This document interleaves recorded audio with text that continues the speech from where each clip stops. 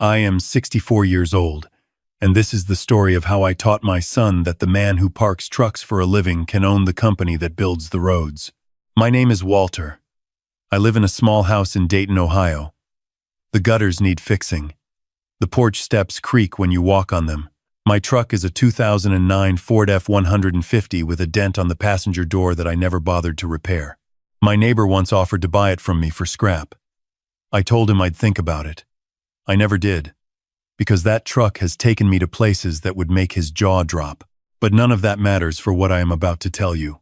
My son's name is Ethan. He is 29 years old, and he is one of the finest young men I have ever known. He became a doctor, not because I pushed him, because he saw something broken in the world and decided he was going to be the one who fixed it. When he was 12, our neighbor Mrs. Calloway had a stroke on her front lawn. Ethan sat beside her in the grass, held her hand, and talked to her calmly until the ambulance came. He was 12 years old. I watched from the driveway, and I thought, this boy is going to be something. He was. He completed his residency in internal medicine at Ohio State last spring. It was the proudest day of my life since the day he was born. He called me from the hospital parking lot, still in his white coat, voice cracking. He said, "Dad, I did it." I said, "I know, son. I always knew." He had been seeing a young woman named Cassandra for 2 years. Her family called her Cassie. I called her Cassandra because that was her name, and I believe in calling people what they are named. She was beautiful in the way that certain expensive things are beautiful, polished, precise, and slightly cold to the touch. She worked in real estate. Her father, Douglas, was a partner at a corporate law firm in Columbus. Her mother, Renata, wore her wealth the way some people wear perfume, too much of it, and you could smell her coming from 3 rooms away. I met them for the first time at a dinner in Columbus, 6 months before the engagement party. A restaurant called Dovetail on the north side. White tablecloths. Bread that came in a cloth napkin. Douglas ordered a bottle of wine that cost more than my electric bill. He did it without looking at the price, which told me everything I needed to know about the kind of man he was. He looked at my hands when we shook. I have large hands. Working hands. Scarred along the knuckles from years of real work. He shook mine. The way you shake a door handle you are not sure is clean. Renata smiled at me with her mouth only. "Walter," she said, "Ethan tells us you're in logistics." "That's right," I said. "Trucking?" Douglas asked. He said the way you might say, mud. "Among other things," I said. They looked at each other. Just for a moment. Just long enough. I had seen that look before. I have been seeing it my entire adult life, and I stopped being wounded by it somewhere around my 48th birthday. It is the look that people give you when they have decided that you are a certain kind of person and they are a different kind, and the distance between those two kinds is, in their minds, a canyon. I smiled. I ate my bread. I let them talk. Ethan was happy. That was what mattered. The engagement party was scheduled for the second Saturday in April at the Hartwell Grand, a hotel in Columbus that sits on the corner of 5th and High like it owns the street, which, as it happens, it almost does. 4 floors of event space, a rooftop terrace, a ballroom with crystal chandeliers that Renata had rented for the evening at a cost she mentioned to me twice before I had finished my first glass of water. $3,000 per hour, she said, looking around the room with the satisfaction of a woman who had personally hung every chandelier and worth every penny. I nodded. "It seats 300, she added. "That's a lot of people," I said. She looked at me like I had said something simple. The party began at 7. I arrived at 6:45 in my gray blazer and my good trousers. I had polished my shoes that morning. I had gotten a haircut the week before. I thought, like a respectable man attending an important evening in his son's life. The event coordinator met Douglas at the door with a clipboard. She spoke with him in the low, efficient tone of someone accustomed to people who expect things to be done right. She handed him a seating chart. He studied it. He made one change. I did not know about that change until I found my place card. The room was arranged with round tables of 10. The head table sat near the front, facing a small stage where a string quartet was setting up. Ethan and Cassandra were at the head table, along with Cassandra's two sisters, her grandmother, and four of their closest friends. My place card was at table 14. Table 14 was near the kitchen entrance, behind a partition divider, beside the station where the waitstaff picked up their trays. Every time the kitchen door opened, I could hear the clatter of plates. The table seated 8. I was the only one there when I arrived.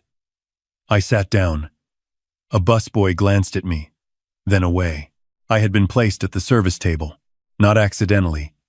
I want to be clear about that. The placement card had been printed. It had my name on it, Walter W. My full last name was not on it, which I noticed. Just the initial, as if there were so many Walters that they needed to conserve space. Ethan found me 20 minutes later. His face when he crossed the room told me that he had not known. His jaw was tight. His eyes were doing the thing they do when he is working to stay calm. A small tension in the brow, a stillness in the shoulders. He pulled out the chair beside me and sat down. "Dad," he said. "It's fine," I said. "It is not fine." He picked up my place card and looked at it. "I'm going to go talk to Renata." I put my hand on his arm. "Ethan," I said, "sit with me for a minute." He sat. "This is your night," I said. "Yours and Cassandra's. I want you to enjoy it."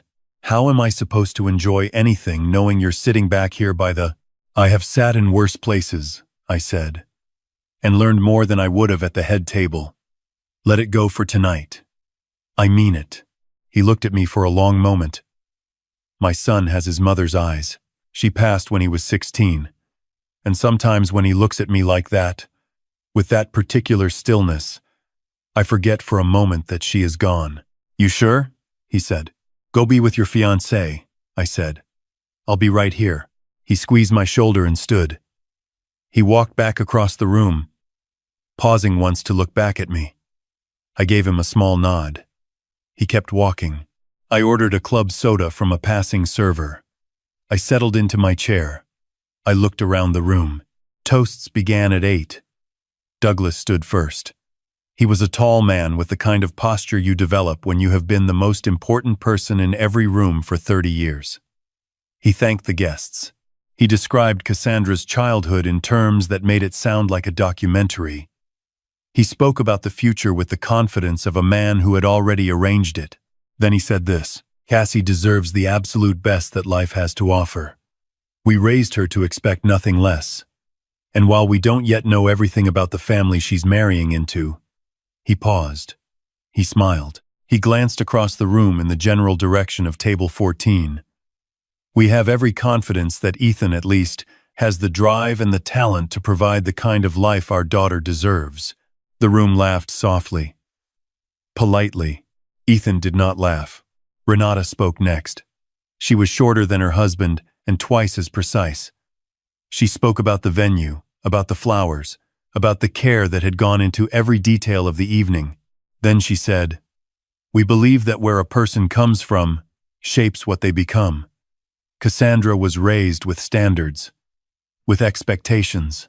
We hope that as our families grow together, those standards will rise for everyone involved." She did not look at table 14. She didn't have to. Ethan set down his fork. The room was quiet in that particular way. That means everyone heard exactly what was said, and no one wants to be the first to react. Ethan stood up. The room quieted further. "I'd like to say something," he said. His voice was steady.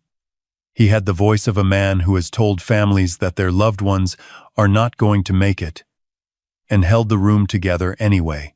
"I became a doctor because I watched my father work harder than anyone I have ever known, with less recognition than he deserved, for my entire childhood. He drove routes that other people didn't want. He stayed up nights when his equipment broke down. He was at every single one of my school events. He was at my graduation. He is here tonight, in this room." He looked at me. "And whatever table someone chose to put him at, he is the guest of honor as far as I'm concerned." There was a pause. Then a woman at table 4 started clapping. Then 2 more people. Then most of the room. Douglas's smile had not moved, but it had changed in quality. It was the smile of a man recalculating. Renata reached for her wine. I stayed at table 14. I finished my club soda. I thought about what Ethan had just done and felt something in my chest that I have no better word for than full. After dinner, Douglas approached me. He came alone. Renata stayed near the bar with Cassandra's grandmother. He crossed the room with his hands in his pockets, which was the most casual I had seen him all evening. He sat in the chair Ethan had occupied earlier. "You know," he said, "I don't have anything against you personally, Walter." "I didn't think you did," I said. The comment Renata made, she has high expectations for Cassandra. That's all that was. "I understand." He studied me. "Ethan says you're doing well for yourself." "I get by," I said. "In trucking. Logistics," I said. "Among other things." He waited for me to elaborate. I did not. He left shortly after. 3 days later, my attorney called me. Not because I had asked him to, because the property management division of my company had flagged something that came through standard monitoring. The law firm where Douglas was a senior partner, Hartwell, Greer and Crane, had renewed the lease on their Columbus office space 14 months ago, a 4,200 square foot suite on the 9th floor of the Meridian Building on Broad Street. The Meridian Building is owned by a holding company. That holding company is one of 11 subsidiaries of a parent company incorporated in Delaware in 2003. I am the sole shareholder of that parent company. Douglas had been writing rent checks every month for 14 months to a company that I owned. I will tell you honestly that I did not set this up to catch him. I did not know about Douglas or his firm when I acquired the Meridian in 2019. I bought it because the price was right and the location was better. And because after 40 years of building something from nothing, I have learned to recognize value where other people see only concrete and old wiring. I did nothing with this information for 3 weeks. I thought about it. I prayed about it, if I'm being honest. I am not a man who believes in using power carelessly. I have had it for long enough to know that the people who wield it loudest are usually the ones who understand it least. But then something happened that changed the calculation. Ethan called me on a Tuesday evening. It was late. He never calls late, unless something is wrong. "Dad," he said, "I need to tell you something." His voice was the voice of a man who has been holding a weight alone for too long and has finally decided to set it down. He told me that 2 weeks before the engagement party, Douglas had met with him privately, over lunch, without Cassandra. He had placed a document on the table, a prenuptial agreement prepared by Douglas's own firm. "Standard language," Ethan said, "except for one clause. A clause requiring Ethan to demonstrate a minimum net worth threshold annually, or forfeit any claim to shared property in the event of divorce. The threshold was $4 million. He said it was to protect Cassie, Ethan told me. He said he didn't want her attached to someone who might struggle financially. He said he meant no offense. "Did he know your salary?" I asked. "He knew exactly what a first-year attending makes, Dad." He researched it. I was quiet for a moment. "Why didn't you tell me?" I asked. "Because I knew what you'd do." "What would I do?" "You'd handle it," he said. "And I didn't want you to handle it. I wanted to handle it myself." I sat with that for a moment. My son, who at 12 held a dying woman's hand in the grass and kept his voice calm. My son, who stood up in a room of 300 people and told them I was the guest of honor. "How do you feel about Cassandra?" I asked. Long pause. "I love her," he said. "But lately I'm not sure I know her. Or I know her and I'm not sure she's who I thought she was." "What does that mean?" "It means she knew about the seating chart, Dad. She saw it 3 days before the party. She didn't say anything." I closed my eyes. "Okay," I said. "Okay," he said. "Give me a few days," I said. He started to say something about not wanting me to get involved. "Ethan," I said, "I am your father. I have been involved since the day you were born. That doesn't change." He was quiet. "Get some sleep," I said. "You have rounds in the morning." I called my attorney the next morning. Not to threaten anyone. Not to pull leases or send letters. Just to request one thing. A meeting. With Douglas. At a location of my choosing. I chose a diner on the east side of Columbus that I have been eating at since 1987. Booth in the back. Coffee that comes in a ceramic mug. The kind of place where a man in a gray blazer is invisible. Douglas arrived 8 minutes late. He looked at the diner. The way he had looked at my truck. The way you look at something you don't understand why anyone would choose. He sat across from me. He ordered black coffee because it was the simplest thing on the menu. I put a single sheet of paper on the table. It was a summary. 1 page. My attorney had prepared it. It listed, in plain language, the ownership chain of 7 commercial properties in Columbus and the greater Ohio area, including the Meridian building, including its current tenants. Douglas picked it up. He read it. I watched his face move through 3 separate expressions in about 4 seconds. Confusion, recognition, and then something that I can only describe as the look of a man who has just understood, for the first time in a very long conversation, that he is not the one leading it. He set the paper down. You own the Meridian, he said. Among others, I said. Silence. For how long? He asked. The Meridian since 2019. Other properties for considerably longer. He looked at me. Really looked at me. Perhaps for the first time. The prenuptial agreement, he said. The prenuptial agreement, I said. That was to protect. I know what you said it was for, I said. I am not here to argue about your intentions. He straightened. The lawyer in him woke up. Then why are you here? I folded my hands on the table. Because my son loves your daughter. And I want to know if your daughter loves my son. Not his salary. Not his potential. Not the family she thinks he comes from. My son. Douglas looked at the paper again. Because if she does, I said, then what happened at that party?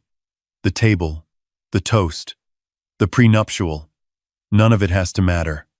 I am not a man who holds on to things that don't need to be held. I have enough to carry. He was quiet for a long time. And if she doesn't, he said, then your family saves itself a considerable amount of future difficulty, I said. And so does mine. He picked up his coffee. He looked out the window at the parking lot. At my truck, which I had parked directly in front, because I have never needed to hide it. My daughter knew about the seating chart, he said finally. It was not a question. I know, I said. He set down his mug. She's been having doubts. For a while now, I think. She didn't want to say anything, because he stopped. She wanted to want it. Does that make sense? Yes, I said. It makes complete sense. We sat in that diner for another 40 minutes. I ordered eggs. He did not order anything else, but he stayed. At some point, the conversation stopped being about Ethan and Cassandra and became something else, 2 fathers, sitting in a booth, trying to figure out how they had arrived here and what the right thing to do about it was. He was not a bad man. I want to say that clearly. He was a man who had arranged the world in a particular way and stopped questioning whether the arrangement was right. Most people do this eventually. The difference between people is whether they can stop when someone holds up a mirror. Cassandra broke off the engagement herself 2 days later. She called Ethan. They spoke for an hour. Ethan told me it was the most honest conversation they'd had in months, which told him something he needed to hear. He was sad. I want to be honest about that too. He was genuinely sad. In the way you are sad when something you loved turns out to be a different shape than you thought. He took a week. He went fishing at the lake house, a property I own in southeastern Ohio that he has been visiting since he was 7 years old, though he has never asked my name for it in a deed. He came back. He was quieter. He was also, I thought, slightly more like himself. He called me from the hospital parking lot, the way he had called me the day he finished his residency. Dad, he said. Yeah, I said. Did you buy that diner? I laughed. First real laugh in weeks. No, I said. Not yet. Pause. Yet? He said. The location is excellent, I said. I've been watching it for 2 years. He laughed. Then we were both laughing, on the phone, in 2 separate parking lots, in the early morning, before the rest of the day started. There are things I have never told my son about what I've built. Not to deceive him, to teach him. I grew up with nothing. I mean genuinely nothing. My father drove a milk truck in Cincinnati. My mother cleaned offices downtown until her back gave out. I started working at 16, loading freight at a regional warehouse. Because we needed the money, and because standing still has never been something I do well. I built the first company at 31. Made mistakes. Lost it at 39. Started again with $40,000 I had saved. A leased truck, and a route that nobody else wanted because it ran through 3 counties and didn't pay well enough for the bigger operators to bother. I built something from that route. Then from the next one. Then from the contracts that followed when people saw I showed up on time. Every time. No exceptions. What I have now is not something I arrived at. It is something I constructed, piece by piece, over 4 decades, while wearing the same kind of clothes and driving the same kind of truck, because I never needed the outside to announce what was on the inside. I told Ethan all of this. One evening in May, sitting on the porch of the lake house while the sun went down over the water. Not as a lesson, just as a story. His story. The story of where he came from. He listened without interrupting. Which is the thing about Ethan, he has always known how to be still when stillness was called for. Another thing he gets from his mother. When I finished, he was quiet for a long time. "Why didn't you ever tell me?" he asked. "Because I wanted you to become a doctor because you cared about people," I said. "Not because your father had money, there's a difference." He nodded slowly. "There's another reason," I said. He looked at me. "I wanted you to know who you were without knowing what I had. Because the day you sat in that grass with Mrs. Calloway, that was you. Not me. Not the money. You. And I needed you to know that too." The water was very still. He didn't say anything for a while. Then he said, "I want to learn it. The business." "I know," I said. "I still want to practice medicine." "Good," I said. "You're a fine doctor. Don't stop, but I want to know how it works. What you built." "I'll show you," I said. "All of it. When you're ready." He nodded. We sat there until it was full dark, and the frogs started up along the water's edge, and the lights on the far shore came on one by one. I have been asked, since all of this, whether I regret not saying something sooner. Whether I wish I had stood up at that dinner table in that ballroom and told Douglas and Renata exactly who they were dealing with. The answer is no. Not because I am humble. I am not especially humble. I am a man who has built a great deal, and I know it. But power used to humiliate is not power.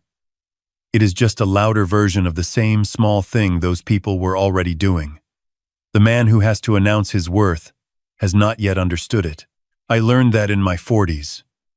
I have not forgotten it. What I did quietly. In a diner. Over ceramic mugs. Man to man. And my son stood up in a room of 300 people and said I was the guest of honor before he knew any of it. That, if you want to know, is the part I think about most. Not the properties. Not the holding companies. Not the look on Douglas's face when he read that sheet of paper. I think about my 29-year-old son standing up straight in a room full of people who had arranged him and his father into a corner and saying, "That man is the guest of honor." He didn't know about the money. He just knew about the man. That is the only thing I ever wanted to build that actually mattered.